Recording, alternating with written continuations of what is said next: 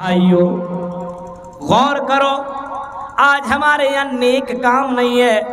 آج اگر کسی کو پیسہ دیا جاتا ہے، آج کسی کی مدد کی جاتی ہے، تو میرے بھائیو اس آدمی کو بار بار بولا جاتا کہ میں نے فلاں وقت میں تیری مدد کی، میں نے فلاں وقت میں نے تیری مدد کی ہے۔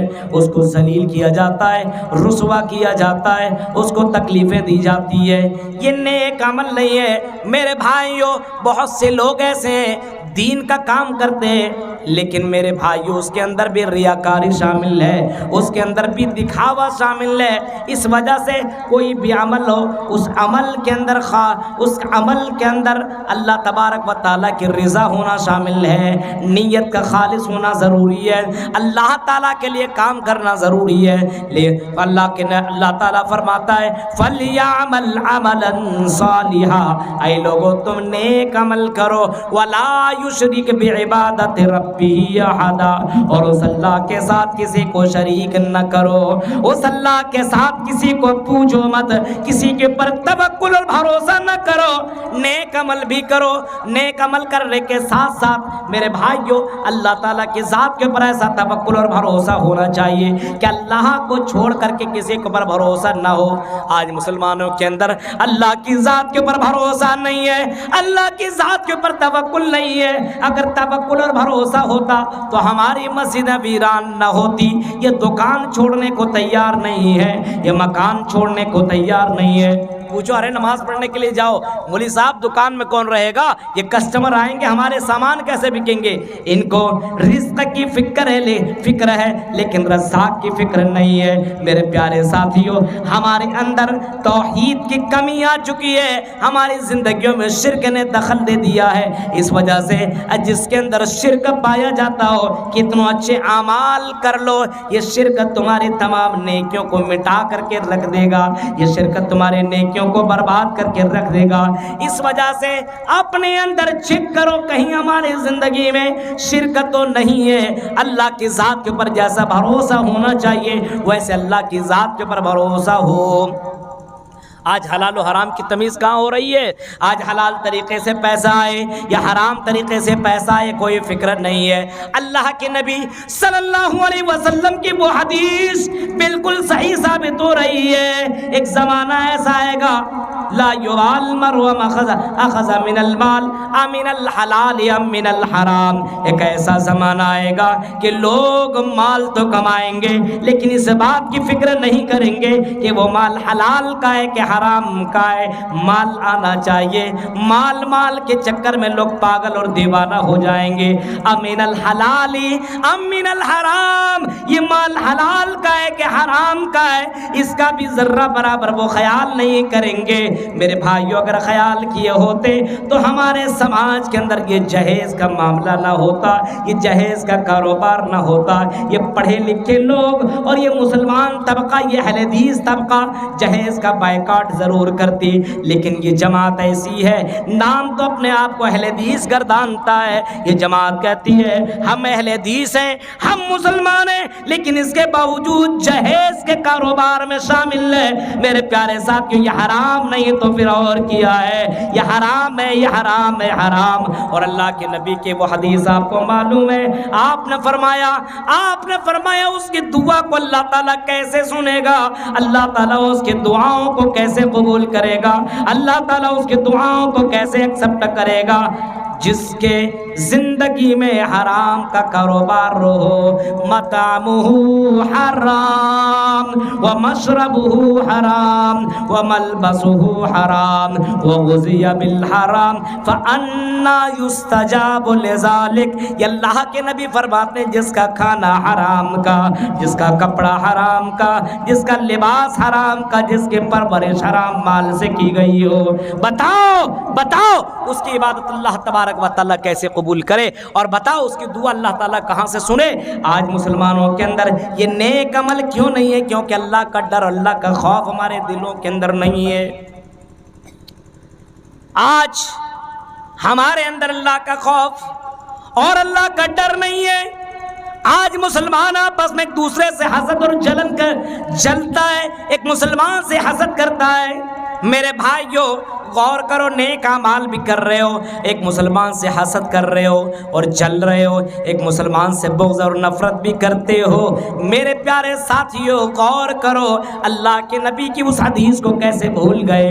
لا تحاسدوا ولا تباغضوا وكونوا عباد اللہ اخوانا۔ اے لوگو حسد نہ کرو، اے لوگو آپس میں بغض نہ رکھو، حسد نہ کرو۔ اگر حسد ہی کرنا ہے تو نیکیوں میں حسد کرو، اگر حسد ہی کرنا ہے تو اچھے کام میں حسد کرو۔ ہاں وہ فلاں آدمی اچھا کام کر رہا ہے، وہ مسجدیں بنا رہا ہے تاکہ اس کے گاؤں کے اندر نمازیوں کی تعداد بڑھے، وہاں کی عورتیں نماز پڑھے۔ ہمارے یہاں مسجدیں نہیں ہیں، چلو ہم بھی مسجد بنوائیں، ہم بھی اپنے یہاں عورتوں کا مسجدوں کا انتظام کریں تاکہ ہماری عورتیں بھی نماز پڑھیں۔ اس کے گاؤں کے اندر مسجدیں بھری رہتی ہیں نمازیوں سے، مقابلہ کرنا ہے تو مقابلہ یہ کرو، ہمارے گاؤں کے اندر بھی مسجدیں، ہمارے گاؤں کی مسجدیں بھی بھری رہیں اور ہمارے گاؤں کی بھی مسجد فل رہے، یہ مقابلہ ہونا چاہیے۔ لیکن میرے بھائیوں ایسا ہوتا ہی نہیں ہے، آج برائیوں میں کمپٹیشن ہے۔ آج دیکھیے نوجوانوں میں کمپٹیشن چل رہا ہے، آج گاڑیوں میں کمپٹیشن چل رہا ہے۔ نوجوان لڑکا تیرے پاس کتنی گرل فرینڈ ہے؟ 5، میرے پاس 10 ہے۔ آج برائیوں میں کمپٹیشن ہے، تیرے پاس 2 گاڑی ہے، میرے پاس 4 گاڑی، تم نے 2 لاکھ لیا، ہم 4 لاکھ لے رہے ہیں۔ جہیز میں تم نے 2000 لوگوں کو کھلایا ہے، ہم 5000 لوگوں کو کھلائیں گے۔ آج کمپٹیشن برائیوں میں ہو رہی ہے، دکھاوے میں ہو رہی ہے، دکھاوے میں۔ میرے پیارے ساتھیوں غور کرو، اللہ کے نبی صلی اللہ علیہ وسلم مسجد کے اندر درس دے رہے ہیں، مسجد نبوی کے اندر اللہ کے نبی صلی اللہ علیہ وسلم لوگوں کو کچھ سمجھا رہے ہیں۔ اسی دوران ایک صحابی، انصاری صحابی خرامہ تشریف لا رہے ہیں، اور اللہ کے نبی اس کے تشریف لانے سے پہلے آپ نے فرمایا، اے لوگوں سنو، ابھی تمہارے درمیان ایک ایسا آدمی آئے گا جو کہ جنتی ہے۔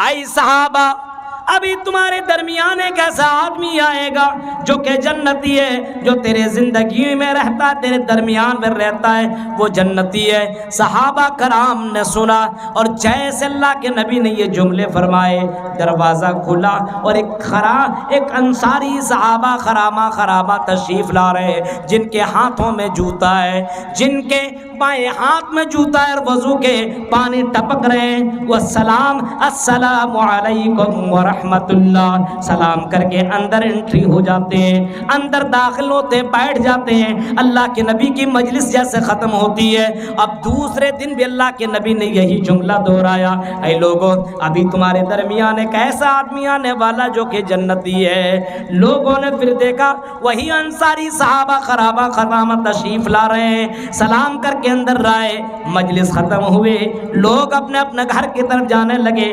حضرت عبداللہ ابن عمر ان کے پیچھے لگ جاتے ہیں، اور اس صحابی کا نام ہے حضرت سعد بن وقاص، جن کو اللہ کے نبی نے جنتی قرار دیا ہے، جن کو اللہ کے نبی نے جنتی قرار دیا۔ اس صحابی کے پیچھے حضرت عبداللہ ابن عمر لگ جاتے ہیں، اور حضرت عبداللہ ابن عمر لگنے کے بعد پیچھے چلنا شروع کر دیتے ہیں، اور کہتا ہے، اے انصاری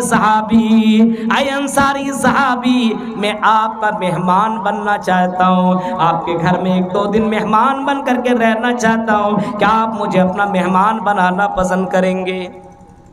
انصاری صحابی جواب میں کہتے ہیں، کیوں نہیں، بالکل ویلکم، خوش آمدید، آئیے، آپ کا آنا مبارک ہو، آئیے میرے گھر کے اندر، بالکل جتنے دن آپ رہنا چاہیں رہ سکتے ہیں۔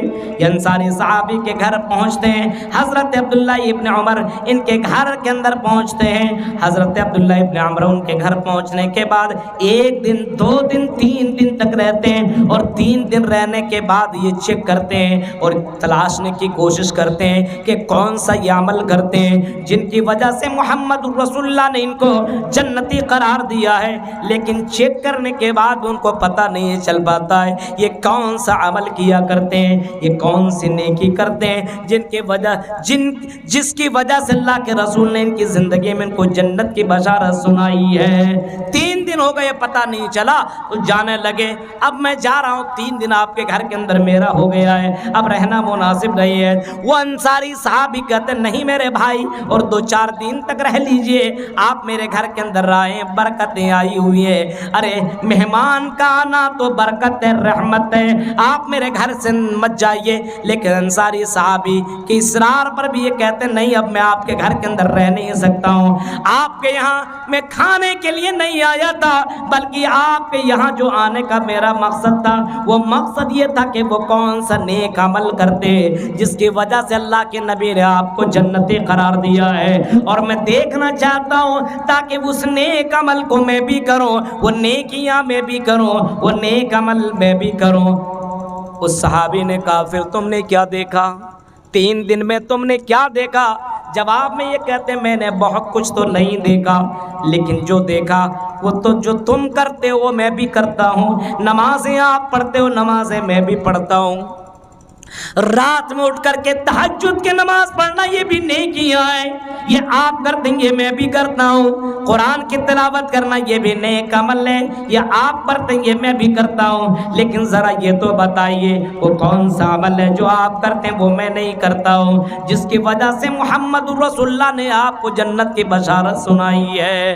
وہ صحابی کہتے ہیں اگر اللہ کے نبی نے مجھے جنت کی بشارت سنائی ہے، مجھے تو اندازہ نہیں ہے کس عمل پر اللہ کے رسول نے مجھے جنت کی بشارت سنائی ہے، لیکن ہو سکتا ہے شاید کہ میری زندگی میں ایک عمل یہی ہے جس کو میں سوچتا ہوں اسی عمل کی بلبوتے پہ اللہ کے رسول نے جنت کی بشارت سنائی ہوگی۔ وہ صحابی کہتے ہیں وہ کون سا عمل ہے بتائیے، وہ کون سی نیکی ہے بتائیے۔ وہ صحابی انصاری صحابی جواب دیتے ہیں اے میرے پیارے بھائی جب تم پوچھ رہے ہو تو میں آپ کو بتا رہا ہوں میری زندگی میں بہت نیکیاں تو نہیں ہے، لیکن میری زندگی میں ایک نیکی یہ ہے کہ میں اپنے کسی مسلمان بھائی سے حسد نہیں کرتا ہوں، میں کسی مسلمان سے جلتا نہیں ہوں، میں کسی مسلمان سے نفرت نہیں کرتا ہوں، میں کسی مسلمان کو میں کمزور نہیں سمجھتا ہوں، اگر سامنے والا آتا ہے تو میں پہلے اس کو سلام کرتا ہوں، میں اپنے مسلمان بھائی کے لیے آگے بڑھ کر کے ہاتھ بڑھاتا ہوں اور سلام کرتا ہوں، میں اپنے مسلمان بھائی سے بغض نہیں رکھتا ہوں۔ یہ صحابی کا سننا تھا جب آپ میں کہتے ہیں بس کر، یہی وہ عمل ہے جس کی وجہ سے محمد رسول اللہ نے آپ کو جنت کی بشارت سنائی ہے۔ میرے پیارے ساتھیوں غور کرو آج مسلمانوں کے دلوں میں کتنی نفرت ہے، کتنی عداوت ہے، کتنا جلن ہے، کتنا حسد ہے، ایک دوسرے سے مسلمان جلتا ہے، نیکیاں تو نہیں ہے، نیک عمل تو نہیں ہے، لیکن حسد موجود ہے۔ غور کیجیے آپ میرے بھائیوں، لڑائی جھگڑا، زبان درازی، علماء کے اوپر تانا کشی، بہت ساری باتیں سننے کو ملتی ہے، یہ فلاں مولانا کو ایسا بول دیا، فلاں کو ایسا بول دیا، فلاں کو ایسا بول دیا۔ میرے پیارے ساتھیوں غور کرو جس کو اللہ سے ملنے کی یقین ہو، ملنے کی تمنا ہو کہ ایک دن آئے گا مجھے اپنے رب سے ملاقات کرنی ہوگی، مجھے اپنی زندگی کا حساب دینا پڑے گا، وہ بندہ اپنی زندگی میں اپنے قدم کو بڑے پھونک پھونک کر کے رکھنے کی کوشش کرے گا، مجھے مرنے کے بعد اللہ تبارک و تعالیٰ سے ملنا ہے، میں کون سا چہرہ لے کر کے میں اپنے رب کے پاس جاؤں۔ میرے پیارے ساتھیوں غور کرو حضرت ابو ذر غفاری نے حضرت بلال کو ایک مرتبہ صرف اتنا کہہ دیا تھا اے کالے کلوٹے کی اولاد، اے کالے کلوٹے کی اولاد، تو کالا تیری ماں کالی، صرف اتنا کہا تھا حضرت بلال نے، حضرت بلال کو صرف اتنا کہا تھا اے کالے کلوٹے کی اولاد۔ حضرت ابو ذر نے اتنا ہی کہا تھا، حضرت بلال نے کچھ بھی جواب نہ دیا۔ حضرت بلال پہنچ گئے محمد رسول اللہ کی دربار میں اور اللہ کے نبی سے شکایت کی، اے اللہ کے رسول، کیا کالا ہونا اللہ کی نظر میں برا ہے؟ کیا کالا اور گورا اللہ تعالیٰ یہ بھی دیکھتا ہے؟ اللہ کے نبی کہتے ہیں نہیں، یہ کالا گورا تو انسان دیکھتا، اللہ تعالیٰ نہیں دیکھتا۔ کیا اللہ تعالیٰ خوبصورتی دیکھتا؟ کہا کہ نہیں، اللہ تعالیٰ خوبصورتی نہیں دیکھتا، اللہ تعالیٰ تو تیرے دل کو دیکھتا ہے اور اللہ تعالیٰ تیرے عمل کو دیکھتا ہے۔ اے بلال بتاؤ تو صحیح، اے بلال میں نے تو تم سے کہا تھا، اے بلال تو جنتی ہے، اگر کالا گورا اگر اللہ دیکھتا تو کالا ہو کر کے تو جنت میں کیسے جاتا؟ اے بلال میں نے تو تم سے کہا تھا، جب مجھ کو اللہ تعالیٰ نے جنت کی سیر کرائی تو میں نے جنت میں تمہیں چلتے ہوئے پایا اور میں نے پوچھا تھا اے بلال کیا عمل کرتا جس کے بلبوتے پہ تو جنت میں چلا گیا ہے؟ اے بلال تم نے تو جواب دیا تھا، اے اللہ کے رسول میں بوضو رہتا ہوں اور جتنی طاقت میں ہوئی مجھے ہوا کرتی میں اتنی نمازیں پڑھ لیا کرتا ہوں۔ اے بلال اب تو بتا کالے گورے کی باتیں تو کیوں کر رہا ہے؟ اے اللہ کے رسول اس وجہ سے کر رہا ہوں کہ آج مجھے ابو ذر غفاری نے مجھے کالا کہا ہے، مجھے تانا دیا ہے اور مجھے کالے ہونے کی اس نے تانا دی ہے۔ اللہ کے نبی نے ابو ذر کو بلایا، بلاؤ ابو ذر غفاری کو۔ ابو ذر غفاری کو بلایا گیا، ابو ذر غفاری سے اللہ کے نبی نے صرف اتنا فرمایا، اے ابو ذر غفاری کیا تم نے زمانہ جاہلیت کو ابھی تک تم نے نہیں چھوڑا ہے؟ زمانہ جاہلیت والی باتیں تم کرنے لگے ہو، تم اسلام لانے کے بعد کالے گورے کے بارے میں تم بات کرتے ہو، کالے گورے تم کر رہے ہو، کیا تم زمانہ جاہلیت میں ہو؟ کیا تم نے زمانہ جاہلیت کو چھوڑا ہی نہیں ہے؟ تم کتنے بڑے نادان ہو۔ اللہ کے نبی نے صرف اتنا فرمایا، ابو ذر غفاری خاموش ہو گئے، کچھ نہیں بولے، باہر نکلے اور حضرت بلال کو پکڑ لیا۔ اے بلال مجھ سے غلطی ہو گئی، اے بلال مجھے معاف کر دے، اے بلال میں نے اپنی زبان سے تمہیں برا بھلا کہہ دیا ہے، اے بلال اگر تو نے مجھے معاف نہیں کیا تو اللہ بھی معاف نہیں کرے گا، میں کل قیامت کے دن اپنے رب کو کون سا میں چہرہ دکھاؤں گا۔ میرے پیارے ساتھیوں غور کرو، یہ صحابہ تھے، چھوٹی چھوٹی باتیں بھی ہوا کرتی تھی، آپس میں محبت سے اس کو ختم کر لیا کرتے تھے، ایک دوسرے کے سامنے جھک جانا گوارا کر لیا کرتے تھے۔ آج مولوی صاحب جھک نہیں سکتے، جھکا کر کے رہیں گے۔ آج یہ حالات ہے اپنے سماج کے میرے بھائیوں، ذرا غور کرو۔ فَلْيَعْمَلْ عَمَلًا صَالِحًا، جو اللہ سے ملنے کی امید رکھتا اس کو چاہیے کہ وہ نیک عمل کرے، اس کو چاہیے کہ وہ اچھے اعمال کرے، اس کو چاہیے کہ وہ اللہ نے جن نیکیوں کو کرنے کا حکم دیا وہ نیکیاں کرے، ان نیکیوں کے بلبوتے پہ آدمی جنت کے اندر جائے گا۔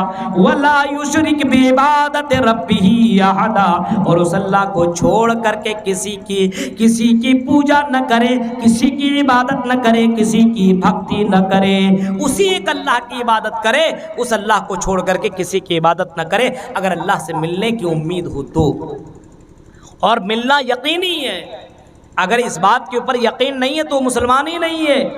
اس بات پر یقین کرنا پڑے گا کہ مجھے مرنے کے بعد اللہ سے ملاقات کرنی ہوگی، اللہ سے ملنا پڑے گا، اپنی زندگی کا حساب و کتاب دینا پڑے گا، اور اس بات کی بھی یقین کرنا ہوگا کہ مرنے کے بعد یا تو جنت ہے یا تو جہنم ہے، مرنے کے بعد یا تو میری زندگی بہت ہی خوشحال ہوگی یا مرنے کے بعد میری زندگی بہت ہی بدتر ہوگی، بہت ہی بری، بہت ہی برا میرا حال ہونے والا ہے۔ یہ دو جگہوں میں سے کوئی ایک جگہ کی طرف بنتا جا رہا ہے، یا تو جنت کی طرف بڑھ رہا ہے یا تو جہنم کی طرف بڑھ رہا ہے۔ ہر کوئی اپنے آپ کو چیک کرے اور کر سکتا ہے۔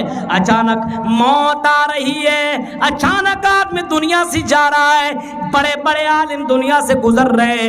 ابھی آپ نے سنا شیخ عزیر شمسر رحمہ اللہ مکہ المکرمہ کے اندر انتقال کر گئے، اچانک ان کی موت ہو گئی۔ میرے بھائیوں بہت بڑا صدمہ لگا، پوری دنیا دنگ حیران ہے، لیکن اللہ کے اس قانون کے سامنے لوگ بے بس ہیں، کچھ نہیں کر سکتے۔ موت کبھی بھی کسی وقت کسی کی بھی آ سکتی ہے، تو اپنے موت کے قریب بندہ جا رہا ہے یا اپنے جہنم کے قریب بندہ پہنچ رہا ہے یا تو اپنے جنت کے قریب بندہ پہنچ رہا ہے۔ اب ہر کسی کو سوچنا چاہیے کہ وہ اس کی نیکیوں میں بڑھوتری ہو رہی ہے کہ اس کی برائیوں کے اندر بڑھوتری ہو رہی ہے۔ ہر کسی کو اس بات کے اوپر غور و فکر کرنا چاہیے۔ مرنے کے بعد کاش کاش کاش والے جملے تمہارے نہیں چلیں گے. اے کاش میں نے یہ کام نہ کیا ہوتا, اے کاش میں نے حسد نہ کی ہوتی, اے کاش میں نے فلاں سے بغض نہ رکھا ہوا ہوتا, اے کاش میں نے فلاں کی توہین نہ کی ہوتی تو آج مجھے جہنم کے اندر جانا نہ پڑتا, اے کاش میں نے فلاں کام نہ کیا ہوا ہوتا. آج دیکھ رہے ہیں, چلو ٹھیک ہے, آج دنیا کا یہ معاملہ ہے. کوئی غلطی کی, غلطی کرنے کے بعد آپ نے معافی مانگ لی, چل سکتا ہے, لیکن مرنے کے بعد کی زندگی تمہارے نام اعمال کا وہ نام اعمال کے وہ لسٹ وہ بند ہو جاتا ہے. اب اس کے اندر دنیا میں معاملات اپنے سدھار لو, اپنے نیکیوں کے اندر تبدیل, اپنے نیکیوں میں اضافہ کر لو, اپنے برائیوں کے اندر کنٹرول کر لو, اپنے اندر اصلاح کرنے کی کوشش کر لو. مرنے کے بعد تیری زندگی میں یہ کاش والا جملہ کاش ہی رہ جائے گا, تمہیں دنیا میں دوبارہ نہیں بھیجا جائے گا اور دوبارہ تمہیں دنیا کے اندر اصلاح کرنے کے لیے نہیں بھیجا جائے گا. اس وجہ سے کاش والے جملے کل قیامت کے دن بہت بھاری پڑیں گے. ہاں, یہاں سے آپ جا رہے ہیں, دلی کا سفر کرنا ہو, صاحب گنج آج پہنچتے ہیں, مجھے ٹرین پکڑنی ہے, اور ٹرین پکڑ کر کے آپ دلی کا سفر کر رہے ہو, تو آپ ٹرین پکڑنے کے لیے جیسے صبح 6 بجے پہنچے, آپ کی ٹرین 5:55 میں تھی, وہ ٹرین نکل گئی, آپ اس وقت بولتے ہیں کہ کاش کاش میں 5 منٹ پہلے پہنچا ہوتا تو آج مجھے ٹرین مل جاتی, مجھے اپنی سیٹ مل جاتی اور میں آرام سے دلی کا سفر کر لیتا. آپ وہاں پہ کاش بولتے ہیں, لیکن بہت زیادہ افسوس نہیں ہوتا ہے, کیونکہ اس کے پیچھے ایک اور ٹرین آ رہی ہے. چلو ٹی ٹی سے مل لوں گا, کچھ لے دے کر کے اپنے معاملات حل کر لوں گا, ٹی ٹی مجھے سیٹ دے دیں گے, میں آرام سے چلا جاؤں گا. آپ کے پاس تو یہ راستہ ہے, لیکن مرنے کے بعد یہ راستہ آپ کو نہیں ملے گا. مرنے کے بعد آپ کو یہ راستہ نہیں ملے گا کہ آپ مرنے کے بعد کہو گے کاش کہ دنیا میں ہم حسد نہ کیے ہوتے, کاش کہ دنیا میں ہم جلتے نہیں, کاش کہ ہم دنیا میں عداوت نہ کرتے تو آج مجھے جہنم کا سامنا کرنا نہ پڑتا. وَلَوْ تَرَىٰ إِذْ وُقِفُوا عَلَى النَّارِ فَقَالُوا يَا لَيْتَنَا نُرَدُّ وَلَا نُكَذِّبَ بِآيَاتِ رَبِّنَا وَنَكُونَ مِنَ الْمُؤْمِنِينَ.